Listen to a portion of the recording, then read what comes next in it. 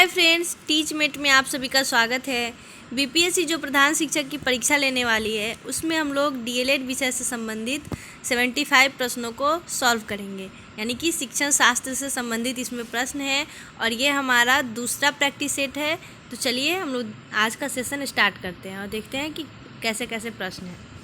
तो आपका सबसे पहला प्रश्न है कि प्राथमिक विद्यालय शिक्षक को अपने शिक्षार्थियों को अभिप्रेरित करने के लिए निम्नलिखित में से किस रणनीति को अपनाना चाहिए। अभिप्रेरित इन द सेंस मोटिवेट करना है बच्चों को। आपके ऑप्शन है ए, पूरी कक्षा के लिए मानक लक्ष्य निर्धारित करना और उनकी उपलब्धि के आकलन के लिए कठोर मानदंड निर्धारित करना। ऑप्शन बी, प्रत्येक शिक्षार्थी में अंक लाने के लिए प्रतिस्पर्धा को प्रोत्साहित करना। ऑप्शन सी, प्रत्येक गतिविधि के प्रेरक के रूप में प्रोत्साहन, पुरस्कार और दंड का उपयोग करना। या फिर ऑप्शन डी, बच्चों को उनकी रुचियों के अनुसार अपने लक्ष्य निर्धारित करने और उन्हें पाने के उद्यम में सहायता करना। तो देखिए, इसका सबसे सही आंसर जो होता है वो ऑप्शन डी है, क्योंकि कहीं भी हम लोग बच्चों को जब पढ़ाते हैं तो हम लोग को ये ध्यान में रखना चाहिए कि हम जो भी पढ़ाएं, जो भी उनके लिए रणनीति बनाए वो उनके रुचि के अनुसार होनी चाहिए। यानी कि बच्चा जब खुद इंटरेस्ट लेके पढ़ेगा तो वो उसमें ज़्यादा सीखेगा और उसके हिसाब से उसका लक्ष्य निर्धारित करने में हम लोग जो बच्चा मेहनत करता है उसका हेल्प करना चाहिए। आजकल हर जगह बाल केंद्रित एजुकेशन का बात हो रहा है और बाल केंद्रित एजुकेशन में मेन यही है कि बच्चों को उनकी अभिरुचि के अनुसार उनका जो लक्ष्य है उसको हासिल करने में बच्चे का हेल्प करना है। यानी कि बच्चों पे कोई दबाव नहीं डालना है, कोई कठोर मानदंड नहीं निर्धारित करना है कि आपको एग्ज़ाम में इतना ही मार्क्स लाना पड़ेगा, या फिर कक्षा में प्रतिस्पर्धा मतलब पॉजिटिव प्रतिस्पर्धा होनी चाहिए, निगेटिव प्रतिस्पर्धा नहीं होनी चाहिए कि तुमको उस बच्चे से ज़्यादा मार्क्स लाना है, तुम्हारा कम मार्क्स क्यों आया। ये सब हमारा जो आंसर होगा गलत हो जाएगा। इस हिसाब से हमारा जो सही आंसर है वो है ऑप्शन डी। नेक्स्ट प्रश्न को देखते हैं कि निम्नलिखित में से कौन सा सामाजिकरण का एक प्रमुख कारक है। ऑप्शन ए, राजनीतिक दल। ऑप्शन बी, परिवार। Option C, computer. या फिर ऑप्शन डी, आनुवांशिकता। तो इसका सही आंसर हो जाता है ऑप्शन बी, परिवार। यानी कि सामाजिकरण का जो सबसे इम्पोर्टेंट फैक्टर है वो परिवार है। और आप लोग सुने भी होंगे कि माता पिता और परिवार जो है वो बच्चे का माता पिता प्रथम गुरु हैं और परिवार जो है वो पहला स्कूल है। यानी कि हमारे यहाँ पे जो भी रीति रिवाज है, पर्व है, त्यौहार है, लोगों से मिलना, बात करना, उठना बैठना, सब हम लोग अपने परिवार में ही सीखते हैं और यहीं से हमारा सामाजिकरण स्टार्ट हो जाता है। तो जो फर्स्ट फैक्टर है, प्रमुख कारक, वो परिवार है। नेक्स्ट प्रश्न है कि बच्चों को समूह कार्य देना एक प्रभावी शिक्षण रणनीति है क्योंकि। ऑप्शन ए, बच्चे अपना काम जल्दी करने में समर्थ होते हैं। ऑप्शन बी, इससे शिक्षक का काम कम हो जाता है। ऑप्शन सी, छोटे समूह में कुछ बच्चों को दूसरे बच्चों पर हावी होने की अनुमति होती है। या फिर ऑप्शन डी, सीखने की प्रक्रिया में बच्चे एक दूसरे से सीखते हैं और परस्पर सहायता भी करते हैं। तो इसका सही आंसर है ऑप्शन डी। यानी कि जो सीखने की प्रक्रिया है उसमें हम लोग बच्चों को समूह कार्य देते हैं ताकि बच्चे जो है वो एक दूसरे से सीखते हैं और उनके ऊपर कोई दबाव भी नहीं आता है और वो खेल खेल में एक दूसरे का हेल्प भी करते हैं और उसी क्रम में वो सीख भी जाते हैं। इससे बच्चों में आपसी लगाव भी बढ़ता है, वो कुछ नया सीखते भी हैं और शिक्षक का भी जो काम है वो थोड़ा सा आसान हो जाता है और उस हिसाब से वो सभी बच्चों को एक जैसा पढ़ा पाते हैं, यानी कि सीखने का माहौल बना पाते हैं। नेक्स्ट प्रश्न है कि एक औसत वृद्धि वाला बच्चा यदि भाषा को पढ़ने एवं समझने में कठिनाई प्रदर्शित करता है तो यह संकेत देता है कि बच्चा डैश का लक्षण प्रदर्शित कर रहा है। ऑप्शन ए, गति समन्वय अक्षमता यानी कि डिस्प्रैक्सिया। ऑप्शन बी, पठन अक्षमता यानी कि डिसलैक्सिया। ऑप्शन सी, लेखन अक्षमता यानी कि डिस्ग्राफिया। या फिर ऑप्शन डी, गणितीय अक्षमता यानी कि डिसकैलकुलिया। इसका सही आंसर है ऑप्शन बी, पठन अक्षमता। यानी कि जिस बच्चे को डिसलैक्सिया होता है वो बच्चा भाषा को पढ़ने और समझने में उसको कठिनाई महसूस होती है और वह ठीक से नहीं पढ़ पाते हैं। जो अक्षर लिखा रहता है वो सब उनको उल्टा पुल्टा नज़र आता है और वो बोल नहीं पाते हैं, उसको समझ में नहीं यानी कि वो ख र इस सब में अंतर नहीं कर पाते हैं। तो इसमें हम लोग कहते हैं कि बच्चे को डिसलैक्सिया है। नेक्स्ट प्रश्न है कि शैशव काल की अवधि है। ऑप्शन ए, 2 से 3 वर्ष। ऑप्शन बी, जन्म से 1 वर्ष। ऑप्शन सी, जन्म से 2 वर्ष तक। और ऑप्शन डी, जन्म से 3 वर्ष तक। तो आप लोग को इसका आंसर पता ही होगा, शैशव काल यानी कि जन्म से 2 वर्ष तक। ऑप्शन सी 0 से 2 ईयर। जीन पियाजे की थ्योरी में भी आप लोग पढ़े होंगे, या फिर वृद्धि और विकास जो चैप्टर है वो भी हम करवाए थे, उसमें भी बताए थे कि शैशव काल की जो अवधि है वो 0 से 2 वर्ष तक मानी जाती है। नेक्स्ट प्रश्न है कि पियाजे के अनुसार 2 से 7 वर्ष के बीच का एक बच्चा संज्ञानात्मक विकास की डैश अवस्था में है। ऑप्शन ए संवेदी गतिक, ऑप्शन बी पूर्व संक्रियात्मक, ऑप्शन सी औपचारिक संक्रियात्मक, या फिर ऑप्शन डी मूर्त संक्रियात्मक। तो इसका सही आंसर है ऑप्शन बी, यानी कि पूर्व संक्रियात्मक अवस्था 2 से 7 वर्ष के बीच का अवस्था है, जो कि जीन पियाजे बताए हुए हैं। और इससे पहले जो संवेदी गतिक अवस्था है वो 0 से 2 वर्ष का माना जाता है। मूर्त संक्रियात्मक अवस्था जो है वो 7 से 11 वर्ष तक का माना जाता है, और औपचारिक संक्रियात्मक अवस्था जो है वो 11 वर्ष से ऊपर की अवस्था है। तो ये जीन पियाजे के संज्ञानात्मक विकास की अवस्थाएं हैं, और इसको हम लोग पढ़ा भी चुके हैं। तो आप लोग को इसका सही आंसर पता ही होगा, तो ऑप्शन बी इसका सही आंसर है। नेक्स्ट प्रश्न है कि विकास डैश से डैश की ओर बढ़ता है। ऑप्शन ए साधारण से आसान की ओर बढ़ता है, ऑप्शन बी सामान्य से विशिष्ट की ओर बढ़ता है, ऑप्शन सी जटिल से कठिन की ओर बढ़ता है, या फिर ऑप्शन डी विशिष्ट से सामान्य की ओर बढ़ता है। इसका सही आंसर है ऑप्शन बी, यानी कि विकास जो है वो हमेशा सामान्य से विशिष्ट की ओर बढ़ता है। नेक्स्ट प्रश्न है कि जब वयस्क सहयोग से सामंजस्य कर लेते हैं तो ये बच्चों के वर्तमान स्तर के प्रदर्शन को संभावित क्षमता के स्तर के प्रदर्शन की तरफ प्रगति क्रम को सुगम बनाते हैं। इसे डैश कहा जाता है। ऑप्शन ए सहयोगात्मक अधिगम, ऑप्शन बी समीपस्थ विकास, या फिर ऑप्शन सी सहयोग देना, या फिर ऑप्शन डी सहभागी अधिगम। तो इसका सही आंसर है ऑप्शन सी, यानी कि जब बच्चे को सहयोग देके कोई बड़े आदमी, कोई वयस्क उसका जो वर्तमान स्तर है उसके प्रदर्शन को अच्छा करते हैं, अच्छी तरफ ले जाते हैं, यानी कि उसके स्तर में प्रगति होती है, तो उसको हम लोग कहते हैं सहयोग देना। ऑप्शन सी इसका सही आंसर है। नेक्स्ट प्रश्न है नवीन जानकारी को शामिल करने के लिए वर्तमान स्कीमा में बदलाव की प्रक्रिया डैश कहलाती है। यानी कि आप लोग जीन पियाजे का थ्योरी पढ़े होंगे, और उसमें इसका बताया गया है कि जब हम लोग नवीन जानकारी को शामिल करने के लिए अपनी स्कीमा में बदलाव करते हैं तो उसको हम लोग आत्मसातकरण कहते हैं, यानी कि ऑप्शन सी इसका सही आंसर है, ऑप्शन सी। नेक्स्ट प्रश्न है कि मध्य बाल्यावस्था में भाषा डैश के बजाय डैश अधिक है। ऑप्शन ए परिपक्व के बजाय अपरिपक्व अधिक है, ऑप्शन बी अहम केंद्रित के बजाय समाजीकृत अधिक है, ऑप्शन सी समाजीकृत के बजाय अहम केंद्रित अधिक है, या फिर ऑप्शन डी जीववादी के बजाय समाजीकृत अधिक है। इसका सही आंसर है ऑप्शन सी, यानी कि मध्य बाल्यावस्था में भाषा जो है वो समाजीकृत के बजाय अहम केंद्रित अधिक होती है। नेक्स्ट प्रश्न है कि बाल केंद्रित शिक्षा में शामिल है। ऑप्शन ए वे गतिविधियाँ जिनमें खेल शामिल नहीं होते, ऑप्शन सी बच्चों के लिए हस्तपरक गतिविधियाँ, ऑप्शन सी बच्चों का एक कोने में बैठना, या फिर ऑप्शन डी प्रतिबंधित परिवेश में अधिगम। इसका सही आंसर है ऑप्शन बी, बच्चों के लिए हस्तपरक गतिविधियाँ, यानी कि लर्निंग बाय डूइंग का हम लोग जानते हैं कि बच्चे जो है वो करके सीखते हैं। जो हस्तपरक गतिविधियां हैं वो बाल केंद्रित एजुकेशन में शामिल है। इस तरह से हमारा ऑप्शन बी सही हो जाता है। नेक्स्ट प्रश्न है कि कक्षा अध्यापक ने राघव को अपनी कक्षा में अपने कीबोर्ड पर स्वयं द्वारा तैयार किया गया मधुर संगीत बजाते हुए देखा। तो कक्षा अध्यापक ने विचार किया कि राघव में डैश बुद्धि उच्च स्तरीय थी।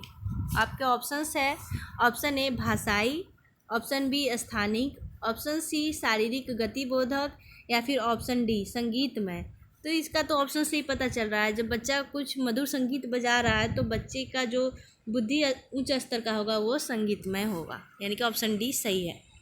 नेक्स्ट प्रश्न है कि जब एक शिक्षक यह समझता है कि स्वाभाविक रूप से लड़के गणित में लड़कियों से अच्छे हैं तो यह दर्शाता है कि अध्यापक है। ऑप्शन ए सही दृष्टिकोण वाला, ऑप्शन बी नीति परक, ऑप्शन सी लिंग यानी कि जेंडर पक्षपाती, या फिर ऑप्शन डी शिक्षाप्रद। इसका सही आंसर हो जाएगा ऑप्शन सी, जेंडर पक्षपाती, क्योंकि अगर कोई भी शिक्षक ये समझते हैं कि लड़के जो हैं वो लड़कियों से अच्छा गणित में करेंगे या फिर किसी भी सब्जेक्ट में लड़के ज़्यादा अच्छे हो सकते हैं या लड़कियां ज़्यादा अच्छी हो सकती है, तो यह दर्शाता है कि यह अध्यापक जो है वो लिंग पक्षपात का नीति रखते हैं, यानी कि उनकी जो सोच है वो ख़राब है। ऐसा नहीं है, किसी भी सब्जेक्ट में लड़के या लड़की अच्छे हो सकते हैं।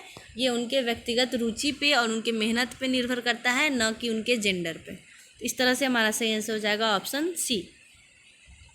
नेक्स्ट प्रश्न है कि समावेशी शिक्षा मानती है कि हमें डैश को डैश के अनुरूप बदलना है। ऑप्शन ए, बच्चे को परिवेश के अनुरूप बदलना है। ऑप्शन बी, बच्चे को व्यवस्था के अनुरूप बदलना है। ऑप्शन सी, व्यवस्था को बच्चे के अनुरूप बदलना है। या फिर ऑप्शन डी, परिवेश को परिवार के अनुरूप बदलना है। इसका सही आंसर है ऑप्शन बी। यह समावेशी शिक्षा मानती है कि हमें बच्चे को व्यवस्था के अनुरूप बदलना है। 89 का बी। नेक्स्ट प्रश्न है कि बच्चों में ज्ञान की रचना करने और अर्थ का निर्माण करने की क्षमता होती है। इस परिप्रेक्ष्य में एक शिक्षक की भूमिका है। ऑप्शन ए, निर्देशक की। ऑप्शन बी, तालमेल बैठाने वाले की। ऑप्शन सी, संप्रेषक और व्याख्याता की। या फिर ऑप्शन डी, सुगमकर्ता की।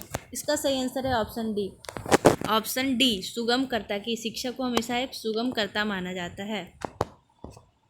नेक्स्ट प्रश्न है कि जन संचार माध्यम समाजीकरण का एक महत्वपूर्ण माध्यम बनता जा रहा है। नीचे दिए गए कथनों में से कौन सा सबसे उपयुक्त कथन है? ऑप्शन ए, बच्चे संचार माध्यमों के साथ प्रत्यक्ष रूप से अंतःक्रिया नहीं कर सकते हैं। ऑप्शन बी, संचार माध्यम पदार्थों के विज्ञापन और विक्रय के लिए एक अच्छा माध्यम है। ऑप्शन सी, समाजीकरण केवल माता पिता और परिवार के द्वारा किया जाता है। या फिर ऑप्शन डी, जन संचार माध्यमों की पहुंच बढ़ रही है और जन संचार माध्यम अभिवृत्तियों, मूल्यों और विश्वासों को प्रभावित करता है। तो इस तरह से हमारा आंसर हो जाएगा ऑप्शन डी, यानी कि जो जन संचार माध्यम है उससे अभिवृत्ति, मूल्य और यह विश्वास को प्रभावित करता है, इसलिए इससे अंतःक्रिया अच्छी तरह से हो पाती है। नेक्स्ट प्रश्न है कि प्रकृति पोषण विवाद में प्रकृति से क्या अभिप्राय है? ऑप्शन ए, भौतिक और सामाजिक संसार की जटिल शक्तियाँ। ऑप्शन बी, हमारे आसपास का वातावरण। ऑप्शन सी, जैविक विशिष्टताएं या वंशानुक्रम सूचनाएं। या फिर ऑप्शन डी, एक व्यक्ति की मूल वृत्ति। इसका सही आंसर हो जाएगा ऑप्शन बी। प्रकृति का मतलब होता है हमारे आसपास का वातावरण। नेक्स्ट प्रश्न है कि शिक्षार्थियों यानी कि अधिगमकर्ता की व्यक्तिगत विभिन्नताओं के संदर्भ में शिक्षिका को चाहिए। ऑप्शन ए, यदि करने के लिए शिक्षार्थियों को तथ्य उपलब्ध करना। ऑप्शन बी, विविध प्रकार की अधिगम परिस्थितियों का उपलब्ध कराना।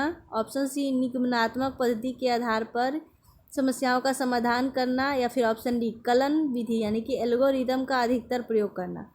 इसका सही आंसर है ऑप्शन बी, यानी कि विभिन्न प्रकार की परिस्थितियों का उपलब्ध कराना ताकि बच्चे उसमें अपने रुचि के अनुसार, अपनी व्यक्तिगत विभिन्नता के अनुसार उसमें अच्छा प्रदर्शन कर पाए। नेक्स्ट प्रश्न है कि निम्नलिखित में से कौन सा बाल विकास का एक सिद्धांत नहीं है? ऑप्शन ए, सभी विकास तथा अधिगम एक समान गति से आगे बढ़ते हैं। इसका तो आंसर यहीं पे मिल गया, आगे पढ़ने का जरूरत भी नहीं है। तो ये बाल विकास का सिद्धांत नहीं है, क्योंकि सभी विकास और अधिगम एक समान एक गति से आगे नहीं बढ़ते हैं, ये गलत हो जाता है। इसलिए हमारा सही आंसर हो जाएगा ऑप्शन ए। बाकी तीनों सही हैं, यानी कि सभी विकास एक क्रम का पालन करते हैं, सही है। विकास के सभी क्षेत्र महत्वपूर्ण हैं, ये भी सही है। या फिर सभी विकास परिपक्वन तथा अनुभव की अंतःक्रिया का परिणाम होते हैं, ये भी सही है। नेक्स्ट प्रश्न है कि निम्नलिखित में से कौन सा आकलन करने का सर्वाधिक उपयुक्त तरीका है? ऑप्शन ए, आकलन शिक्षक के द्वारा नहीं बल्कि किसी बाह्य एजेंसी के द्वारा कराना चाहिए। ऑप्शन बी, आकलन सत्र की समाप्ति पर करना चाहिए। ऑप्शन सी, आकलन शिक्षा अधिगम में अंतर्निहित प्रक्रिया है। या फिर ऑप्शन डी, आकलन एक शैक्षणिक सत्र में 2 बार करना चाहिए, शुरू में और अंत में। इसका सही आंसर है ऑप्शन सी। आकलन जो है वो शिक्षा अधिगम में एकदम अंतर्निहित प्रक्रिया है और इसको शिक्षक के द्वारा ही किया जाना चाहिए, किसी बाह्य एजेंसी के द्वारा नहीं। नेक्स्ट प्रश्न है कि निम्नलिखित में से कौन सा सृजनात्मकता से संबंधित है? इसका सही आंसर हो जाएगा ऑप्शन बी, अपसारी चिंतन। नेक्स्ट प्रश्न है कि बच्चों के बारे में निम्नलिखित कथनों में से किस कथन से वाइगोत्स्की सहमत होते? तो वाइगोत्स्की जो है वो हमेशा मानते थे सामाजिक अंतःक्रिया को, तो और इसका सही आंसर हो जाएगा ऑप्शन बी, यानी कि बच्चे समवयस्कों और वयस्कों के साथ सामाजिक अंतःक्रियाओं के माध्यम से सीखते हैं। नेक्स्ट प्रश्न है कि बच्चे क्या हैं। ऑप्शन ए निष्क्रिय जीव होते हैं जो प्रदत्त सूचना को ज्यों का त्यों प्रतिलिपि के रूप में प्रस्तुत कर देते हैं। ऑप्शन बी जिज्ञासु प्राणी होते हैं जो अपने चारों ओर के जगत को खोजने के लिए अपने ही तर्कों और क्षमताओं का उपयोग करते हैं। ऑप्शन सी चिंतन में वयस्कों की भांति ही होते हैं और जो जो बड़े होते हैं उनके चिंतन में गुणात्मक वृद्धि होती है। ऑप्शन डी रीते बर्तन के समान होते हैं जिसमें बड़ों के द्वारा दिया गया ज्ञान भरा जाता है। तो ऐसा नहीं है, ए सी और डी ऑप्शन गलत है। इसका सही आंसर हो जाएगा ऑप्शन बी। बच्चे जो हैं वो जिज्ञासु प्राणी होते हैं और अपने वातावरण के बारे में स्वयं खोज करके अपने तर्क और क्षमता का उपयोग करके जानने का प्रयास करते हैं। नेक्स्ट प्रश्न है कि बच्चों की त्रुटियों के बारे में निम्नलिखित में से कौन सा सत्य है। इसका सही आंसर है ऑप्शन सी। बच्चों की त्रुटियां जो हैं उनके सीखने की प्रक्रिया का अंग है। और हम भी क्लास में अक्सर बोलते हैं कि अगर तुम लोग जितना ज़्यादा गलती करोगे उतना ज़्यादा सीखोगे। गलती करने के डर से काम करना मत छोड़ो, क्योंकि अगर आप सोचते हैं कि हम ये बनाएंगे और मेरे से गलत हो जाएगा और उसको बनाना छोड़ देंगे तो आप कभी भी कुछ नया नहीं सीख पाएंगे। गलती करना जो है वो सीखने की प्रक्रिया का एक अंग है और गलती करने से भी पता चलता है कि हमारे कहाँ पे मेरे से त्रुटि हुई है। अगर हम इसको सही कर लेते तो मेरा ये क्वेश्चन सही हो जाता, यानी कि इसका सही आंसर है ऑप्शन सी। नेक्स्ट प्रश्न है कि अध्यापक को यह सुनिश्चित करना चाहिए कि उसकी कक्षा के सभी शिक्षार्थी अपने आप को स्वीकृत और सम्मानित समझे। इसके लिए शिक्षक को चाहिए कि वह अपने शिक्षार्थियों की सामाजिक और सांस्कृतिक पृष्ठभूमि की जानकारी प्राप्त करे और कक्षा में विविध मतों को प्रोत्साहित करे, यानी कि ऑप्शन ए इसका बिल्कुल सही हो जाता है। नेक्स्ट प्रश्न है कि शिक्षा के क्षेत्र में पाठ्यचर्या शब्दावली डैश की ओर संकेत करती है। पाठ्यचर्या शब्दावली जो है वो विद्यालय का संपूर्ण कार्यक्रम जिसमें विद्यार्थी प्रतिदिन अनुभव प्राप्त करते हैं इसकी ओर संकेत करती है, यानी कि ऑप्शन बी इसका सही आंसर हो जाएगा। नेक्स्ट प्रश्न है कि निचली कक्षाओं में शिक्षण की खेल पद्धति मूल रूप से आधारित है। ऑप्शन ए शारीरिक शिक्षा कार्यक्रमों के सिद्धांतों पर, ऑप्शन बी शिक्षण पद्धतियों के सिद्धांतों पर, ऑप्शन सी विकास एवं वृद्धि के मनोवैज्ञानिक सिद्धांतों पर, या फिर ऑप्शन डी शिक्षण के समाजशास्त्रीय सिद्धांतों पर। इसका सही आंसर है ऑप्शन सी, यानी कि विकास और वृद्धि के मनोवैज्ञानिक सिद्धांतों पर। नेक्स्ट प्रश्न है कि पियाजे के अनुसार निम्नलिखित में से कौन सी अवस्था में बच्चा अमूर्त संकल्पनाओं के विषय में तार्किक चिंतन करना आरंभ कर देता है, और इसका सही आंसर है ऑप्शन बी औपचारिक संक्रियात्मक अवस्था, जो कि 11 वर्ष से ऊपर की अवस्था है। इसमें बच्चा अमूर्त संकल्पना करना शुरू कर देता है। नेक्स्ट प्रश्न है कि डिसलेक्सिया किससे संबंधित है। अभी हम लोग इस पर चर्चा किए थे। डिसलेक्सिया जो है वो एक प्रकार का पठन विकार है। नेक्स्ट प्रश्न है कि विशेष आवश्यकता वाले बच्चों को शिक्षा उपलब्ध कराई जानी चाहिए। इसका सही आंसर है ऑप्शन ए अन्य सामान्य बच्चों के साथ ही सेम स्कूल में, क्योंकि हम लोग समावेशी शिक्षा का बात करते हैं और उसका मतलब यही है कि सभी बच्चों को एक साथ एक ही स्कूल में शिक्षा दी जानी चाहिए। इसका सही आंसर हो जाएगा ऑप्शन ए। नेक्स्ट प्रश्न है कि आकलन को उपयोगी और रोचक प्रक्रिया बनाने के लिए डैश के प्रति सचेत होना चाहिए। इसका सही आंसर है ऑप्शन सी शैक्षिक और सह-शैक्षिक क्षेत्रों में विद्यार्थियों को सीखने के बारे में जानकारी प्राप्त करने के लिए विविध तरीकों का प्रयोग करना। नेक्स्ट प्रश्न है कि डैश प्रतिभाशाली होने का संकेत नहीं है। यहाँ पे क्वेश्चन को ध्यान से पढ़िएगा, नहीं है पूछा जा रहा है, तो नहीं है इसके हिसाब से हमारा सही आंसर हो जाएगा ऑप्शन बी, यानी कि दूसरों के साथ झगड़ना कभी भी प्रतिभाशाली होने का संकेत नहीं होता है। नेक्स्ट प्रश्न है कि बच्चे दुनिया के बारे में अपनी समझ का सृजन करते हैं और इसका श्रेय किसको जाता है। सभी लोग को पता है, जीन पियाजे, यानी कि ऑप्शन ए। नेक्स्ट प्रश्न है कि निम्न में से कौन सा बच्चे की सामाजिक मनोवैज्ञानिक आवश्यकताओं के साथ संबंध नहीं है। फिर से नहीं पूछा जा रहा है। इसका सही आंसर है ऑप्शन सी शरीर से अपशिष्ट पदार्थों का नियमित रूप से बाहर निकालना। इसे सामाजिक मनोवैज्ञानिक आवश्यकताओं के साथ हम लोग इसको रिलेट नहीं कर सकते हैं। नेक्स्ट प्रश्न है कि एक शिक्षक को अपने विद्यार्थियों की क्षमताओं को समझने का प्रयास करना चाहिए, तो निम्नलिखित में से कौन सा क्षेत्र इस उद्देश्य के साथ संबंध है, और इसका सही आंसर है ऑप्शन डी शिक्षा मनोविज्ञान। नेक्स्ट प्रश्न है कि सीखने की प्रक्रिया में अभिप्रेरणा। तो अभिप्रेरणा ऑप्शन ए शिक्षार्थियों की स्मरण शक्ति को पैना बनाती है। ऑप्शन बी पिछले सीखे हुए को नए अधिगम से अलग करती है। ऑप्शन सी शिक्षार्थियों को एक दिशा में सोचने के योग्य बनाती है। या फिर ऑप्शन डी शिक्षार्थियों में सीखने के प्रति रुचि का विकास करती है। तो मोटिवेशन जो है वो हमेशा सीखने के प्रति रुचि का विकास करती है, यानी कि ऑप्शन डी इसका सही हो जाएगा। नेक्स्ट प्रश्न है कि सीखना समृद्ध हो सकता है यदि। तो इसका सही आंसर हो जाएगा ऑप्शन ए वास्तविक दुनिया से उदाहरणों को कक्षा में लाया जाए जिसमें विद्यार्थी एक दूसरे से अंतःक्रिया करे और शिक्षक उस प्रक्रिया को सुगम बनाए। नेक्स्ट प्रश्न है कि निम्न में से कौन से कथन को सीखने की प्रक्रिया की विशेषता नहीं माननी चाहिए। ऑप्शन ए शैक्षिक संस्थान ही एकमात्र स्थान है जहां अधिगम प्राप्त होता है। तो ये बिल्कुल गलत बात है, ऐसा नहीं है। सिर्फ शैक्षिक संस्थान में ही अधिगम नहीं होता है, और भी जगह हो सकता है। यानी कि ऑप्शन बी, सी और डी सही हैं और ये गलत है। नेक्स्ट प्रश्न है कि सीखने के अंतःदृष्टि सिद्धांत को किसने बढ़ावा दिया। ऑप्शन ए गेस्टल्ट सिद्धांतवादी, option B Pavlov, option C Jean पियाजे या फिर ऑप्शन डी वाइगोत्स्की। इसका सही आंसर हो जाएगा ऑप्शन ए सीखने के अंतःदृष्टि सिद्धांत को गेस्टल्ट सिद्धांतवादी ने बढ़ावा दिया था। नेक्स्ट प्रश्न है कि बच्चों के बौद्धिक विकास की 4 विशिष्ट अवस्थाओं की पहचान की गई, किसके द्वारा। तो जीन पियाजे के द्वारा 4 अवस्थाओं की पहचान की गई थी। नेक्स्ट प्रश्न है कि निम्नलिखित में से किस अवस्था में बच्चे अपने समवयस्क समूह के सक्रिय सदस्य हो जाते हैं। तो इसका सही आंसर है ऑप्शन डी बाल्यावस्था। इसका सही आंसर है ऑप्शन ए किशोरावस्था में वो अपने समवयस्क समूह के सबसे सक्रिय सदस्य हो जाते हैं। नेक्स्ट प्रश्न है कि बच्चों की सीखने की प्रक्रिया में माता पिता को डैश भूमिका निभानी चाहिए। तो इसका सही आंसर हो जाएगा ऑप्शन बी अग्रोन्मुखी भूमिका निभानी चाहिए। नेक्स्ट प्रश्न है कि विकास कभी न समाप्त होने वाली प्रक्रिया है और यह विचार किससे संबंधित है। तो यह विचार निरंतरता का सिद्धांत है, यानी कि ऑप्शन बी।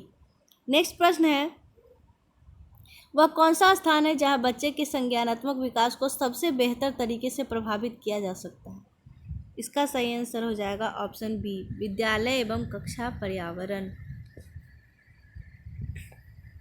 नेक्स्ट प्रश्न है विकास को एक अभिप्रेरित शिक्षण का संकेतक माना जाता है। ऑप्शन ए कक्षा में अधिकतम उपस्थिति, ऑप्शन बी शिक्षक द्वारा दिया गया उपचारात्मक कार्य, ऑप्शन सी विद्यार्थियों द्वारा प्रश्न पूछना, या फिर ऑप्शन डी कक्षा में एकदम खामोशी।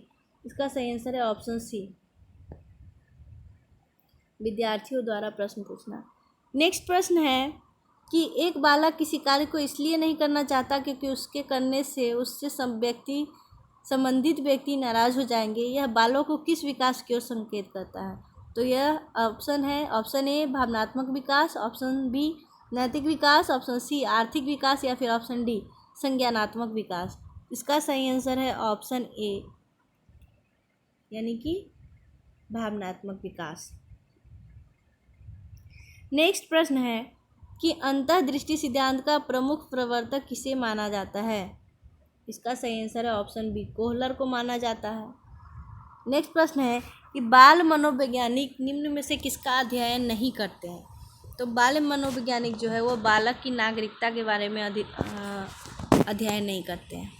नेक्स्ट प्रश्न है कि मोंटेसरी के अनुसार बच्चों में भाषाई कौशल विकसित करने का क्रम क्या है। ऑप्शन ए LSRW, और ये बिल्कुल सही है। L का मतलब होता है लिसनिंग यानी कि सुनना, S का मतलब होता है स्पीकिंग यानी कि बोलना, R का मतलब होता है रीडिंग यानी कि पढ़ना, और W का मतलब होता है राइटिंग यानी कि लिखना। इसको हिंदी में बोलते हैं सुबोपली, सुनना, बोलना, पढ़ना और लिखना। नेक्स्ट प्रश्न है कि निम्नलिखित में से कौन बच्चे के सामाजिक विकास को प्रभावित नहीं करता है।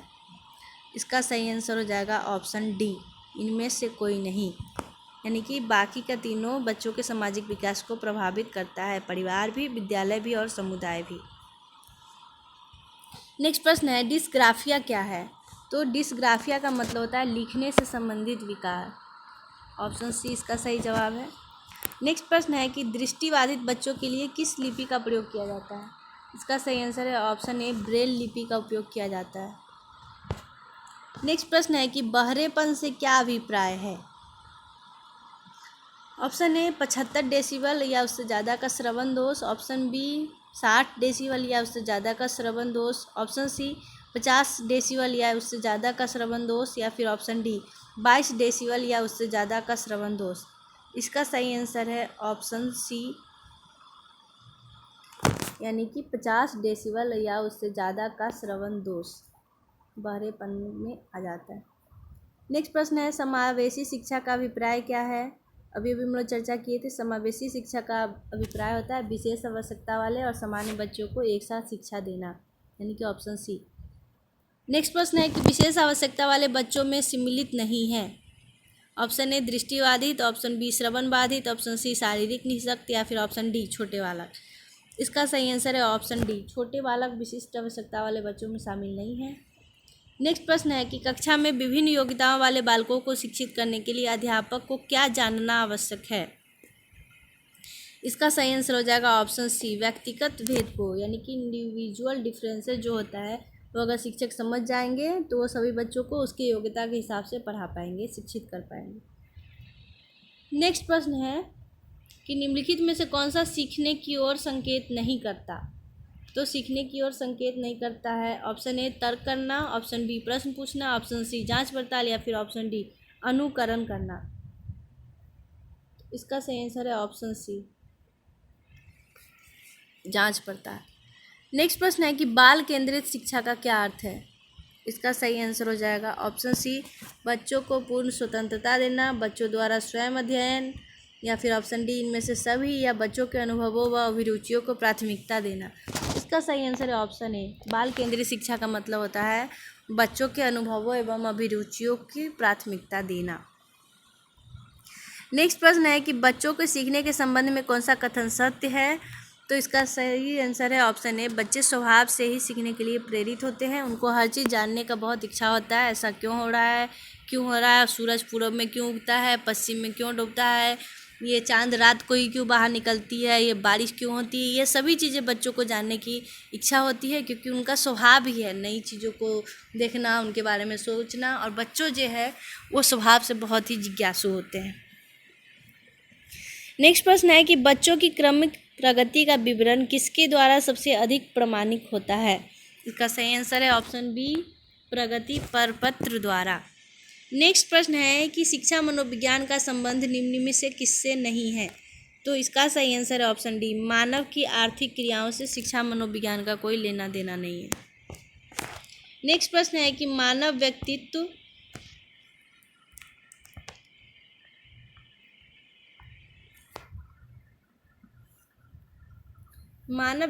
प्रतिफल है। ऑप्शन ए वंशानुक्रम का, ऑप्शन बी वातावरण का, ऑप्शन सी वंशानुक्रम और वातावरण दोनों का, या फिर ऑप्शन डी इनमें से कोई नहीं। इसका सही आंसर है ऑप्शन सी, वंशानुक्रम और वातावरण दोनों का। नेक्स्ट प्रश्न है बुद्धि लब्धि यानी कि IQ की सामान्य सीमा क्या होती है।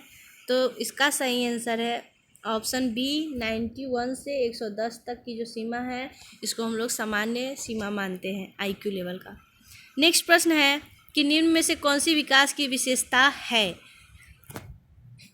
इसका सही आंसर है ऑप्शन बी, विकास विशेष से सामान्य की ओर चलता है। नेक्स्ट प्रश्न है कि पियाजे के अनुसार संज्ञानात्मक विकास की कितनी अवस्थाएं हैं। सभी लोग को पता होगा 4 अवस्थाएं हैं, ऑप्शन ए। नेक्स्ट प्रश्न है कि बच्चे अपने कार्यों में किन कारणों से असफल होते हैं। तो बच्चों गलत योजना के कारण, भय और असफलता के कारण, उचित मार्गदर्शक न मिलने के कारण, इनमें से सभी कारण। तो इसका सही आंसर है इनमें से सभी। नेक्स्ट प्रश्न है कि मैकडूगल के अनुसार मूल प्रवृत्तियाँ कैसी होती है। इस पे भी हम लोग पिछले प्रैक्टिस सेट में चर्चा किए थे। मैकडूगल के अनुसार मूल प्रवृत्तियाँ जो हैं वो जन्मजात होती है, वो हमारे साथ जन्म से ही होती है, ऑप्शन बी। नेक्स्ट प्रश्न है कि सीखने में बच्चों की सक्रिय भागीदारी का अर्थ है। ऑप्शन ए, बच्चों द्वारा व्याख्यान ध्यान से सुनना, ऑप्शन बी शिक्षक का सम्मान करना, ऑप्शन सी अपने विचारों की तार्किक अभिव्यक्ति करना, या फिर ऑप्शन डी कक्षा में सबसे अग्रिम पंक्ति में बैठना। इसका सही आंसर हो जाएगा ऑप्शन सी।